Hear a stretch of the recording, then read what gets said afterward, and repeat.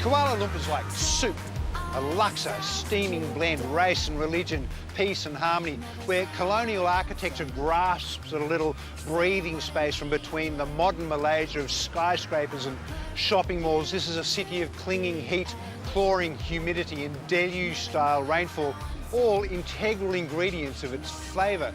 Kuala Lumpur quite literally means muddy confluence or muddy river, testament to the fact that this is very much a non-pretentious kind of city. The attitude here is, we are what we are, it is what it is, now let's get it done. Malaysia celebrated 50 years of independence in 2007 and has emerged as one of Asia's most successful economies. And the capital, Kuala Lumpur, KL as it's often referred, has become one of Southeast Asia's most popular cities, having all the trappings of a big city, but on a friendlier scale. This is what happens when you get an Argentinian architect to design a 21st century icon for an Asian city on a site of soft rock and gets the Japanese to build one tower, the South Koreans to build another, and agrees to a completion date of just 6 years. Obviously, such a build is going to have its challenges. The 452-metre, 88-storey Petronas Towers dominate the city skyline. They are KL's pride and joy, erected to symbolise the country's booming economy. Getting yourself inside the towers requires military-style planning. Don't think you can just stroll on in. You need to book a tour to gain entry to the Sky Bridge, which links the towers on level 41. Early on in construction, a batch of concrete failed a strength test, causing the entire building to come to a complete halt, costing $700,000 a day. Which was a mere blip on the radar, as the bill on completion tallied up close to $2 billion. With the second viewing area on level 86, you get a sense of just how high you have to go for a shot at the title of one of the world's tallest.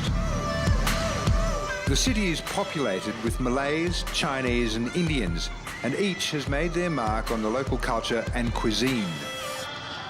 If the samosas, the roti, the tandoori, the saris, the eye-watering golden glow of the bangles, bracelets and bling don't give it away, then the frantic yelp and moan so associated with the pop stars of the subcontinent squelching forth from distorted speakers certainly will. This is where KL melts into a little slice of Bollywood. Little India is true to name in that it's a cosy enclave wedged between high-rises in the middle of the city and offers a tasting plate of Delhi, only dialed down a notch, or two, or three. As much as the urban sprawl threatens the jungle from which it was carved, they have managed to retain splashes of green in and around the city. But KL's biggest blast of nature is the Batu caves, whose 400-million-year-old limestone caverns are reachable by a cardiac stress test.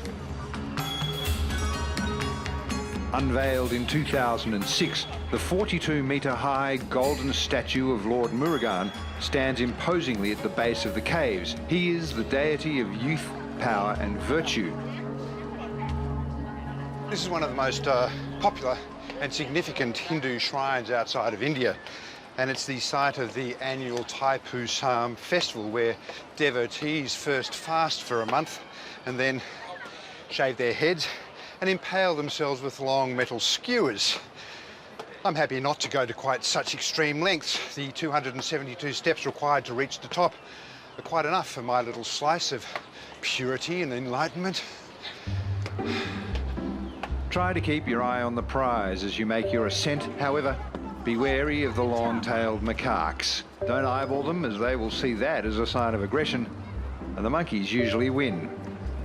The 100-metre vertical climb delivers you to the area's biggest and most important cave, the Temple, or Cathedral Cave, where you get a short reprieve as you pass the obligatory trinket shop before the final climb to Lord Murugan's shrine.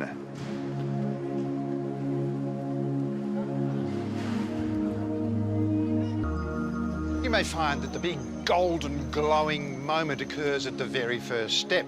bottom where the statue is, but having arrived up here, you may also find enlightenment of the Mother Nature kind, or of the spiritual kind, or perhaps the pure joy of enlightenment associated with realizing that you've actually made it all the way to the top.